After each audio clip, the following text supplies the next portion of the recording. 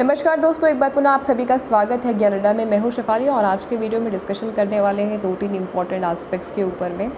Provisional answer की कब तक निकलेगी, ये एक बर्निंग टॉपिक बन चुका है, बर्निंग क्वेश्चन बन चुका है आप सभी की तरफ से। और दूसरा बर्निंग जो क्वेश्चन बन चुका है वो ये कि दिसंबर 2021 का फॉर्म कब तक आएगा। आपके सवाल बिल्कुल जेन्युइन है और इसी सवाल का जवाब देने के लिए आज मैंने एनटीए को कॉल भी किया था। जो मेरी उनसे बातचीत हुई है वो सारी बातचीत मैं आपसे शेयर भी करूँगी आज की इसी वीडियो में।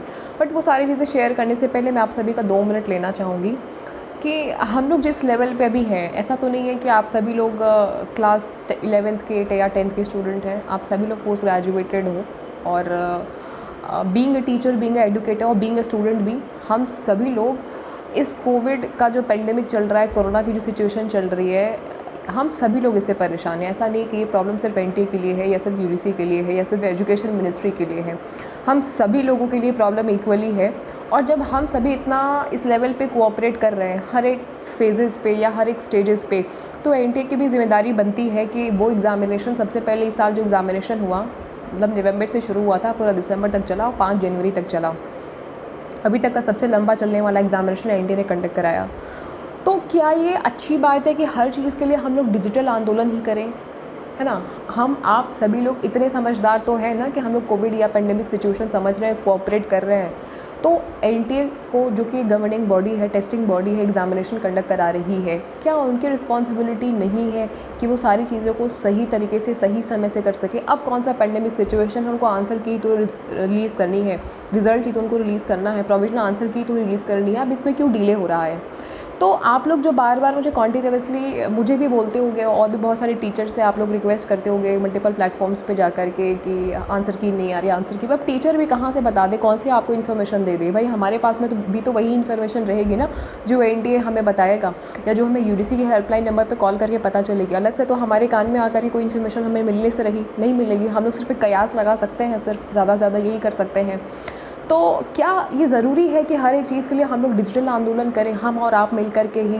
पहले तो फिर डेट शीट के लिए कि भाई हमारी डेट शीट निकाल दो, फिर एडमिट कार्ड के लिए एडमिट कार्ड निकाल दो, उसके लिए ट्विटर पे जाएं, डिजिटल आंदोलन करें, पीएमओ को टैग करें, एजुकेशन मिनिस्ट्री को टैग करें, एनटीए को टैग करें, यूनिवर्सिटी को टैग करें, फिर जो पोस्टपोन हो गए उनके एग्जामिनेशन कंडक्ट करा दें, इसके लिए हम लोग टैग करें।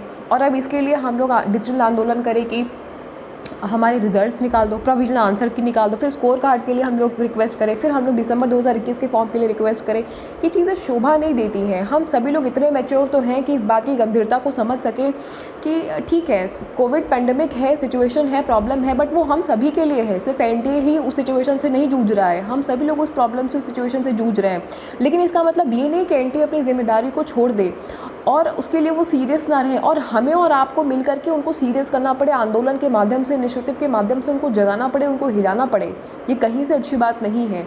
इस वीडियो को ज़्यादा से ज़्यादा शेयर करेगा। मेरा मुद्दा सिर्फ पॉइंट यही है कि एनटीए अपनी रिस्पॉन्सिबिलिटी को समझे और जो गैर जिम्मेदाराना हरकत वो कर रही है पिछले 1 साल से, उसको वो बंद करे। और बार बार सिर्फ इस चीज़ का बहाना देना कि कोविड की सिचुएशन है या पैंडेमिक सिचुएशन है, कोरोना है, इस वजह से एग्जामिनेशन स्थगित हुए। ठीक है भाई, एग्जामिनेशन स्थगित हुए, हमें समझ में आता है, पेंडेमिक सिचुएशन है, हमारी जान माल का खतरा है और आप नहीं चाहते हो, उतना ज़्यादा आप हमको मानते हो, प्यार करते हो, उतना ज़्यादा आप हमारे लिए केयर करते हो कि आपने इतनी अच्छी व्यवस्था करी थी कि हमारे सिस्टम हमें ख़राब दिए थे।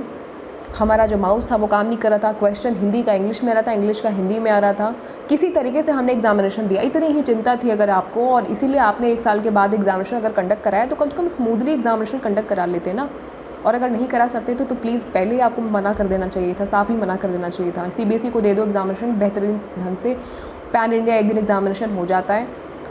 आपका कुछ समझ में नहीं आ रहा है, ठीक? आप कब क्या चीज़ें कर रहे हो, आपका कुछ फाइनलाइजेशन नहीं है। ऐसा लग रहा है कि चीज़ें बस स्टेप बाय स्टेप आप कर रहे हो।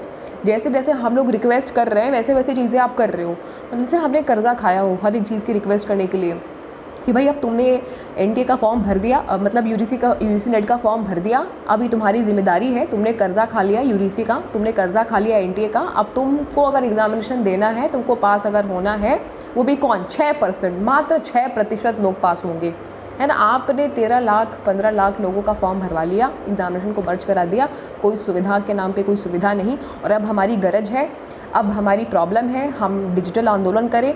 Being a teacher, being a student, हम सब लोग आपस में लड़े भिड़े, परेशान हो और आंदोलन करें और रिक्वेस्ट करें कि भैया हमारा रिजल्ट निकाल दो, हमारी एडमिट कार्ड निकाल दो, हमारी डेट शीट निकाल दो और इतना सब कुछ करने के बाद अगर आपको दया आ जाए हमारे ऊपर में और आप अगर निकाल भी दो तो सड़ा सा लैपटॉप दे दो, सड़ा सा डेस्कटॉप दे दो, इंग्लिश का हिंदी और हिंदी का इंग्लिश करा लो, ऐसे सिस्टम दे दो कि क्वेश्चन ही ना ओपन हो, फिर सबमिट का ही ऑप्शन ना है। सारी जितनी भी प्रॉब्लम है वो सारी प्रॉब्लम हमारे सामने रख दो कि दोबारा से हमें अगर आंदोलन करना पड़े, दोबारा से हमें रिक्वेस्ट करना पड़े तो हमें सोचना भी पड़े।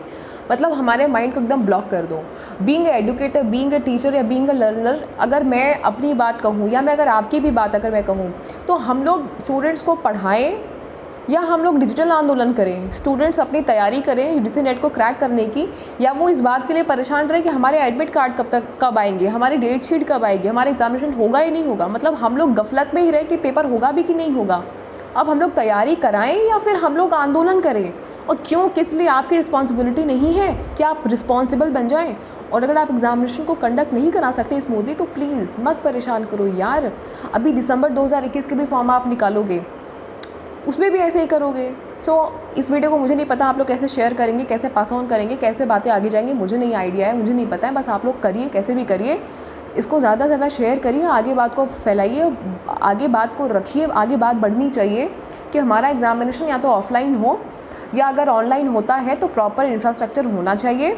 और ये जो डेट लतीफ़ वाली चीज़ें हैं ना वो नहीं चाहिए। प्रॉपर डेट हमें चाहिए, जैसे कि हर एक एग्जामिनेशन जो भी कराता है वो प्रॉपर एडमिट कार्ड की डेट देता है, रिज़ल्ट की डेट देता है, ताकि हमें ये पता रहे कि कौन सी वैकेंसी में हमें अप्लाई करना है। हम इस गफलत में ही ना रहे कि भाई हमारा सिलेक्शन होगा कि नहीं होगा। और हो सके संभव हो तो ये जो 6% आप लोगों का सिलेक्शन का क्राइटेरिया है उसको बढ़ा करके 12% करिए।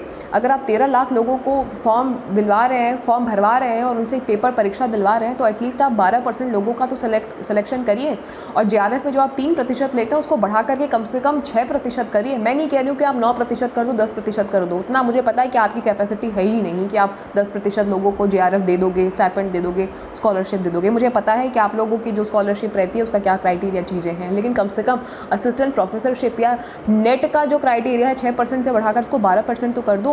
ये मेरे एक सिर्फ कहने से नहीं होगा, सिर्फ मेरे करने से नहीं होगा, ये हम सभी के समावेश से होगा। इसलिए वीडियो को लाइक करिए, शेयर करिए, जो भी बन जाए करिए, बात आगे तक जानी चाहिए। और जो भी मेरी NTA के रिप्रेजेंटेटिव से बात हुई वो मैं आपको शेयर कर रही हूँ। आप उस बात को सुनिए, समझिए और वीडियो के कमेंट सेक्शन में ज़रूर से लिखिएगा कि उनकी बात से आप कितना संतुष्ट हैं, कितना सेटिस्फाइड हैं, है ना, कितना संतुष्ट है और कितना सेटिस्फाइड है। आप एक कमेंट में करके मुझे बताएंगे। इस वीडियो को मैं यहीं पे अब ख़त्म कर रही हूँ। आप ऑडियो सुनिए और कमेंट सेक्शन में मुझे आपके मैसेज चाहिए कि आप कितना सेटिस्फाइड हैं उनकी बातों से। All the very best in get success. बस आज तो इतना ही यार, दिमाग ख़राब करके रख दिया इस NTA ने अब तो। Welcome to National Testing Agency. For NEET UG, press 1. For UGC NET, press 2. For JEE Mains. Hello sir, हम लोग के आंसर की कब तक आएगी यूजीसी नेट स्टूडेंट्स की, सबकी हमारी आंसर कीज आपको इसी वीक में मिल जाएंगी मैम। और सर हमारा जो दिसंबर 2021 का फॉर्म था वो कब आएगा?